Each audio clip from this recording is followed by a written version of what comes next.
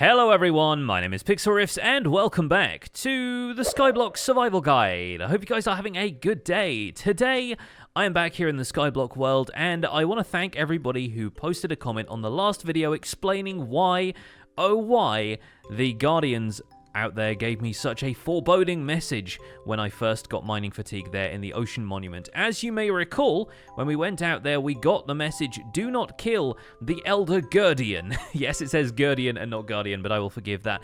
What I do want to say is that, obviously, I really should have thought this through. It's something I've dedicated entire episodes of my Survival Guide series to in the past. Mining fatigue. The Elder Guardians are the only source of mining fatigue, which is the only way you could possibly get all of the potion effects in Minecraft and all of the status effects in Minecraft all at once for the How Did We Get Here advancement, which requires you to have absolutely every effect in the game. And if you kill the Elder Guardians in this one monument, the only monument we can actually access in this Skyblock world, it just, you know, the possibility of doing that goes away completely. And I had not actually considered that an objective for this world. It certainly doesn't appear anywhere on the advancements kind of screen, but then again, it doesn't appear on the advancement screen in regular default Minecraft anyway. And even though the advancements here have been customized somewhat, there are still some that exist from Minecraft itself. So I assume How Did We Get Here is on that list, which presents us with a kind of interesting challenge, because if I want to conquer this ocean monument and build a guardian farm in this Skyblock world, I'm going to have to think very carefully about how we are going to remove the Elder Guardian from this ocean monument. And I came out here just to briefly demonstrate what happens when you try to cross the world border, because as you can see, there is an ocean monument over there, and you might be thinking, Pix, you can just leave the Skyblock map and get the Guardians from this ocean monument. Well, unfortunately, you can't. It deposits you right back at the center of the map if you try to cross the edge of the world. And luckily, I had Elytra for that. Otherwise, I would be falling from the very top of the world there in the sky. So, yeah, it is not possible to leave the boundary of the Skyblock map area, even though the boundary of the world out there still exists. And we wouldn't be able to get mining fatigue any other way. So thank you guys for the reminder about that. It had completely slipped my mind as of the last video, and I think we're going to have to figure out a way to remove the Guardian from that ocean monument if we want to convert it into a Guardian farm, but still get the mining fatigue effect later when we're ready to get all the status effects. And yes, I'm well aware that getting all the status effects in this game also involves bringing a shulker back from the end, and also getting a raid started here so that we could get Hero of the Village. You need Bad Omen as well, so we need to capture some Pillager patrol leaders. There is no Pillager outpost in this world as far as I'm aware, so we would probably have to wait for a patrol to spawn, and patrols only spawn in very specific conditions. They need to be spawned on sand or grass or somewhere in a relevant biome, and that's going to be a bit of a task. I also really don't feel like taking on a raid in this world, but I think we're going to have to for the fun of it, for the advancements, for the challenge, really, because that's what this whole map is all about, really, is the challenge. And so thinking about that, plus thinking about the fact that we would have to get the Elder Guardians out of the monument in the first place, made me think, what other challenges are there that we can accomplish in this? And I think we're going to do a more advancements-centric episode today, just to see what we can tick off the list. For example, we need to create a snow golem and an iron golem, which means we're going to have to go and get some snow from somewhere. There are a couple of places on this map we should get it, namely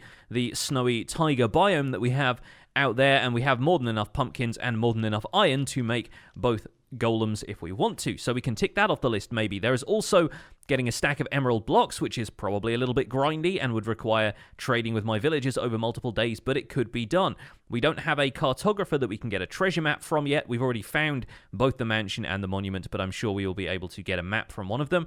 Using a totem of undying is a possibility. Shooting a skeleton from more than 50 meters away is a possibility, and there are a few other things here. We have not actually created a beacon yet. That's a thought. Let's do that real quick. So we should just need 5 glass, 3 obsidian, and 1 of the 2 nether stars. By the way, I have another 17 wither skeleton skulls just in this chest. I think there are some in the nether as well. So that mob farm we made a while ago is really doing quite well. Let's see if making the beacon like so will get us the advancement? No. I guess we have to actually build up a tier 5 beacon, or at least activate a beacon, maybe with just tier 1. Let's find out here. Make a level 4 beacon is another advancement. Okay, so we might as well bash that one out real fast. And I think we're going to do this by building the beacon down here at the bottom of the world, right by where my villager holding pen is, because, little known fact about beacons, their area of effect is actually more of a cylinder shape with a rounded end to it. Call it like a hot dog shape if you like. And underneath the beacon, the effect only extends for the horizontal radius of a beacon effect, which is about 50 blocks. But vertically, you actually have an infinite height to a beacon's area of effect, in much the same way. It basically, if you imagine the area of effect coming from the beacon beam itself and not the beacon block, yeah, it's basically a cylinder straight upwards. And so, once we've had these iron golems walking around on here for a little bit and we've constructed a beacon, if I set this up down here, we should find the area of effect reaching us all the way up there in the island, in the sky, and beyond. And the reason I haven't constructed a beacon until now is frankly because I didn't feel like I needed one. All of the effects that you can get from a beacon can be got through potions, except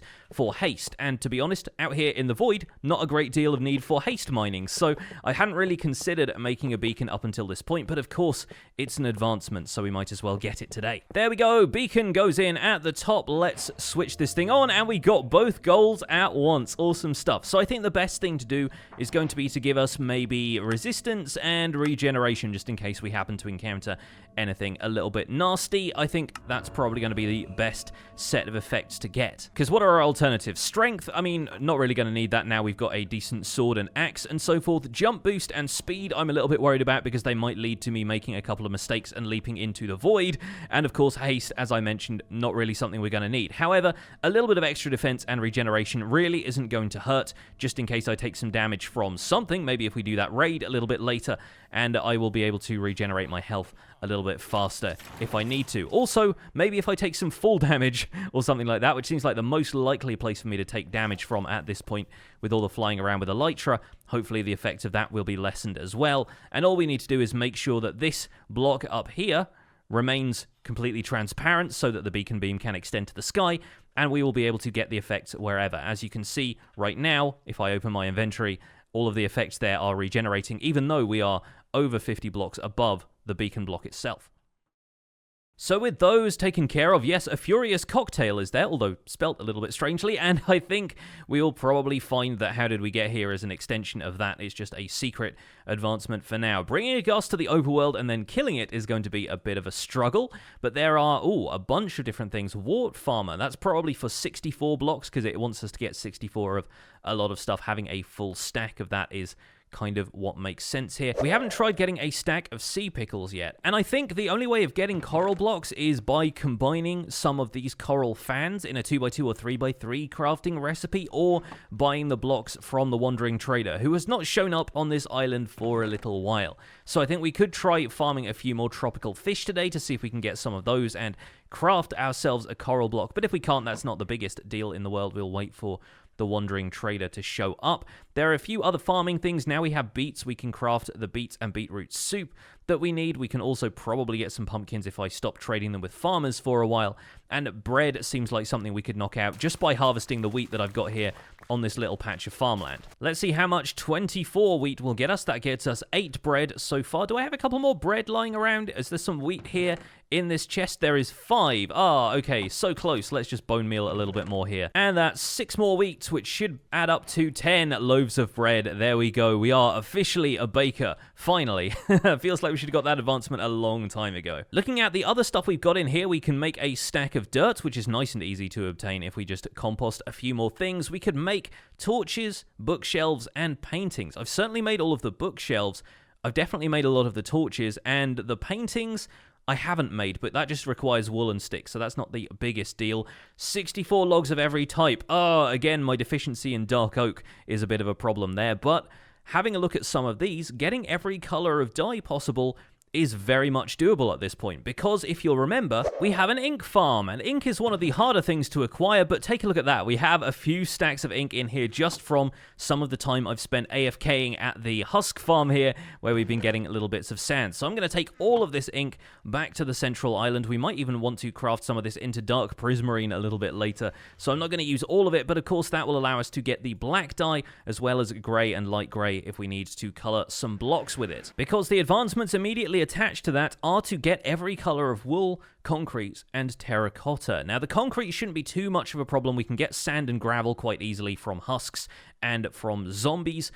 Terracotta is going to be the tricky one, because that requires us to get clay, and we have not yet encountered the drowned in this world. Now, there are a couple of ways we can encounter drowned. One way would be to build a drowned farm out there in the ocean or a river biome, and we actually have the luxury of building one in the ocean for once, because the ocean biomes out here are, of course, completely devoid of water, and that's the main problem with building a drowned farm in the ocean is the spawnable space around you is so large, it's very difficult to create a controlled spawnable area. However, we could do that, or alternatively, we could just set up a water trap in one of the mob spawner farms that we created and just drown the zombies in that so they converted into drowned, and then when they were killed afterwards, they would be able to drop the clay balls that presumably the drowned do. So we have a couple of different options there, and I think I will think on that for a little while longer. One other thing I have noticed in the ocean section here is to obtain seagrass by killing a turtle. We've obtained seagrass a number of other ways, but we have killed one turtle so far in this series, and frankly, I have been worried about these turtles down here taking up my passive mob cap for a while. So you know what?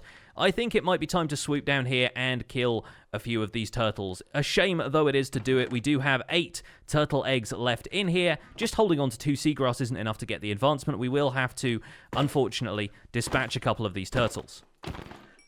And there we go, we got the advancement for that. Sad though it is, I think the rest of these turtles are going to have to go as well. We can always hatch a few more if we need to. Oh, turtles, your sacrifice will not be in vain, and at least we have the turtle eggs there so that we can create some more turtles in future. But as far as beautifying this world a little bit more goes, I think it's probably about time to take down this little box, which was our original hostile mob spawner, if you'll remember back from the early episodes of this series. I think it's time to take this thing out of the sky, reclaim some of this sand, and leave the area open to future development. And already that seems to have cured my passive mob spawning problems. We have a couple of donkeys down there, a bunch of chickens, some pigs as well. We could set up a proper passive mob spawning farm if we wanted to, because the spawn rates down there are so fast that we'll probably find a great deal of mobs spawning down there now that the turtles are gone. However, I think we might leave that for another day, and maybe, just maybe, oh, that's a problem. I didn't realize the beacon wasn't going to light up the rest of that farm. Maybe we should make sure the villagers are protected and get some lighting around the rest of the beacon there. Yep, just gonna pop a couple of torches around the perimeter of here to make sure that my villagers aren't in any more danger, and hopefully none of them have ended up zombifying these guys. No, although in fact, if they had zombified them, that wouldn't be too bad of a thing, because I could just convert them back again for better prices. But yeah, hopefully that should make sure that the beacon is well lit enough. And luckily up here at the platform that I was dismantling, nothing has spawned because I have a few torches here already. That's not too bad then. Alright, let's continue with what we were doing. Take down the rest of this platform and continue with the advancement list. So I think the advancement we're going to continue working on for the remainder of this episode is probably the one to get every color of dye possible, because it's fairly simple to do now that we have a decent amount of ink, which I've stashed away in here. For a start, we're going to break down some bone meal into white dye, and that will allow us to make both gray and light gray like so, gray like that, and then just combine that with light gray. There we go. Let's see how far along we are. We've got one more of those, which I think is probably red. Typically, red dye comes up a lot because it's one of the more common colors of flowers. Although, I don't know, did I turn some lapis into blue dye at some point? Let's find out, because that's also something that we can convert into light blue dye from there. No, okay, maybe it was cactus green, thinking about it, because we certainly have farmed a fair amount of cactus. We'll need to farm a little bit more cactus for some green and light green dye, as well as cyan, so I guess I'll convert some more of this lapis into blue dye for that. Of course, you can always use cornflowers now if you can find those in a plains biome should just be able to bone meal the grass around here, and eventually a cornflower will show up. In the meantime, of course, we can grab the azure bluets if we wanted light grey out of those, and we can grab the dandelions if we want yellow dye. Unfortunately, no sign of sunflowers, roses, or anything like that elsewhere in this world. They might even be out there on some of the other islands, although I doubt it. I don't think I saw any of them like over in the swamp or anything like that. The swamp could get you light blue dye as well, because you could get yourself some blue orchids from there, but light blue can very easily be obtained by combining blue and white like so that's not too much of a problem. And then let's get a little bit more yellow, because we'll need that for orange as well. Let's set down a chest over here, because I feel like that's probably going to be the best way of making sure that we have all of the different colors of dye in the first place. So we've got some white in there, some light gray, and black. We have light blue and blue in there. We can combine the blue and the green to get some cyan. So let's quickly do that. There we go. And let's use a couple more white to get the light green, which I will need a little bit more cactus green for. And we've got the light blue in there already. Lime dye can also be made by smelting sea pickles, but right now I think I only have one sea pickle over there in the chest, and I want to make sure I can keep that so I can bone meal it later and multiply those. What's next? I guess the pink range, so we will need to get some red dye from somewhere.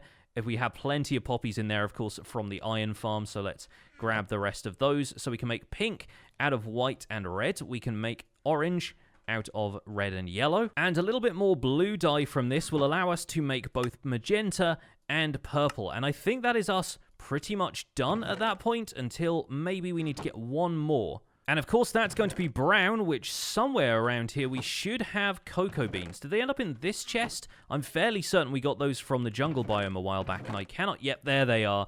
I knew they were in here somewhere. Just got to turn those into brown, and there we go. We have every color. Not too shabby. Not too shabby. Need to stock this up with a little bit more lapis, but then we can use this dye chest over here to start dyeing some of the other materials as well. Now, we could shear some sheep to get the wool, but I haven't got any sheep down here right now, so I wonder... Yep, okay, it looks like we have plenty of string in there, and oh gosh, the mob spawner system is getting a little bit backed up here with all of the drops. It looks like we have a ton of gravel as well, so I guess I'll take that out of the system. That's backfilling all of these spots that should be reserved for string at this point. But with the string from the spiders, we can make a couple of stacks of wool, or at least a stack and a half, and that will be enough to turn all of these into different colors of wool. Obviously, the first one I picked up was white.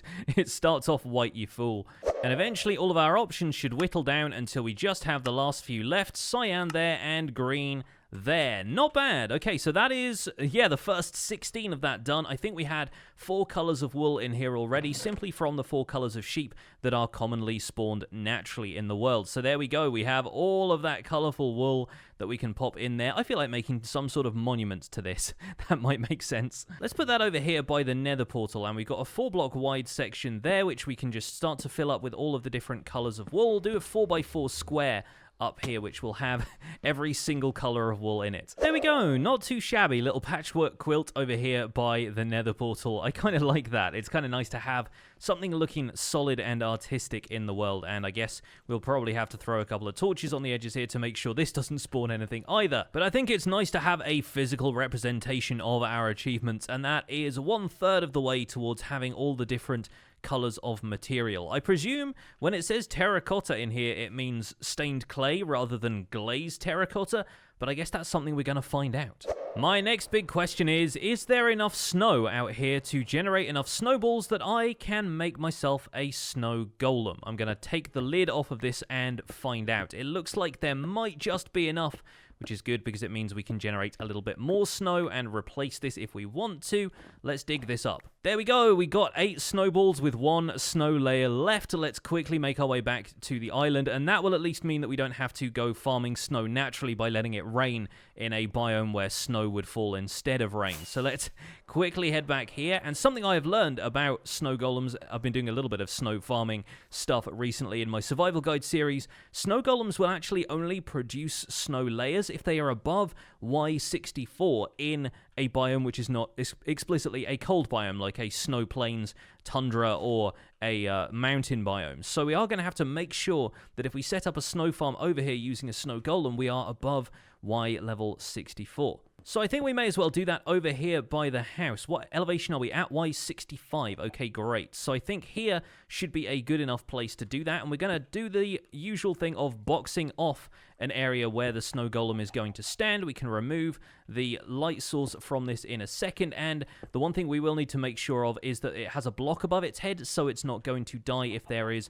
rainfall. So that's something to be aware of. Let's make ourselves 2 snow blocks, pop those in there, and go get myself a pumpkin. The pumpkin does, of course, need to be a jack-o'-lantern, so we'll put a pumpkin on top of there and shear it, and there we go. We have this guy not producing any snow layers yet, but hopefully he just needs to move around a little bit, which we could maybe prompt him to do with a lead attached. Let's see if... No, it doesn't look like he is producing any snow layers here, which he definitely should be doing at this point. Oh dear. Well, it looks like we might have to figure this out a different way then, because I will definitely need to get some snow layers out of this guy. For now, let's at least put a block above his head to make sure he doesn't take any damage from rainfall, and that should at least have fulfilled one of the 2 categories, yes, of the Brotherhood. So now I guess we just make ourselves an iron golem somewhere. I guess we'll put him over here by the sugarcane farm. Let's make another pumpkin on top of there and shear that real quick for the next advancement. Yes, the Brotherhood. And we got some pumpkin seeds out of that, which I guess we can grow if we decide to remake the pumpkin and melon farm over here. But this guy is going to be different to the generated iron golems in the village in that he will not attack me even if I accidentally give him a tap, but I don't plan on doing that anyway. He's just going to stroll around here, protecting me in case any skeletons or zombies happen to spawn in areas I haven't lit very well. So I decided to come over here to do a little bit of tropical fish farming to try and get 4 of the same type of coral, just in case that 2x2 coral crafting recipe is in here. And I look down here and there's a freaking dolphin. There is actually a dolphin has spawned in this tropical ocean biome. And that's a bit of a problem for me because I kind of want a dolphin so I can get Dolphin's Grace when we eventually do the How Did We Get Here advancement. And I don't know if a dolphin is going to despawn if I walk away. I have a feeling they do, but I can't be entirely 100% certain. And if we can name tag this guy and get him away from here and over to the ocean biome maybe, that would certainly save me a little bit of hassle in the long run. So I'm going to see if I can do my best to get a name tag and name tag this dolphin if it sticks around. Now, the one problem that occurs after that is having to keep that dolphin there, or at least transfer it into a tank that's going to mean it's separate from the tropical fish, because I kind of need to keep farming the fish, and it's very likely that I will hit the dolphin in the process. But luckily for me, I have a couple of name tags that I scrounged up from fishing a while ago, so let's give this dolphin the stereotypical name of Flipper, and head back over and see if we can name tag it. No, Flipper! Oh, it looks like it despawned, but we did get a coral at the bottom of the tank there. That's a shame. That's a real shame. I really didn't think dolphins despawned once you got that far away, but I think they have been optimizing the way some of that stuff works in more recent versions of Minecraft, so I guess the dolphin did despawn after all. Oh, well, we can keep that name tag around, though, and if any more dolphins show up, I will have that on my person just in case. And look at that, we have 2 bubble coral. Let's see if we can get a few more of those. I would like to introduce you to my new friend, Flipper. We actually got another dolphin spawn down here, and I managed to name tag it. Not only that, but we now have 4 bubble coral fans, thanks to some of these tropical fish dropping them, and so I'm going to see, it's not in the recipe book, but I wonder if we can craft... Yes! Hey!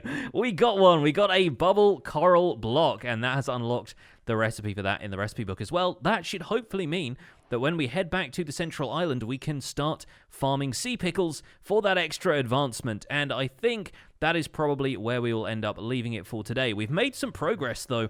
Getting a dolphin name tagged is very good, and hopefully it won't end up glitching out of the corners of this tank or anything like that when we leave. Hopefully Flipper will be back when we return. Bye, Flipper, and hopefully it doesn't decide to jump out while we're away from the tank. That is the problem with dolphins in this game. They do have a tendency to jump out of the water a little bit, but as long as there is not really much room for Flipper to gather up speed in there, I'm pretty sure it'll be fine, because they like to jump kind of laterally instead of vertically. But let's see if we can farm ourselves a few sea pickles. I think our solitary sea pickle is still stored in here from the beginning of the game when we got it originally, and I'm pretty sure you can buy sea pickles from the wandering trader if you need to, but that's not something we need to worry about anymore. Let's start a little pool for these so that we can hopefully get a few more of them. I'm pretty certain that sea pickles will only multiply on live coral. You can't bone meal them when they're just like by themselves. We have to have it on a live coral block. So let's put our bubble coral in there.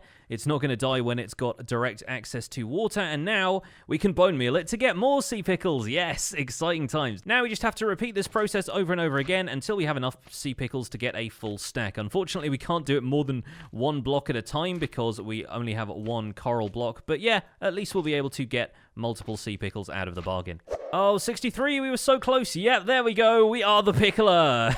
And I have been Pixlriffs. That's probably going to be where we leave it for today, folks. But of course, we could always head over to the Woodland Mansion and get ourselves some dark oak logs if we wanted, so some of these advancements really aren't all that far away. But we've done a lot in this episode, and I reckon we're going to call it there. Thank you so much for watching this episode of the Skyblock Survival Guide. My name has been Pixlriffs. Don't forget to leave a like on this episode if you enjoyed it. Subscribe if you want to see more, and I'll see you guys soon. Take care.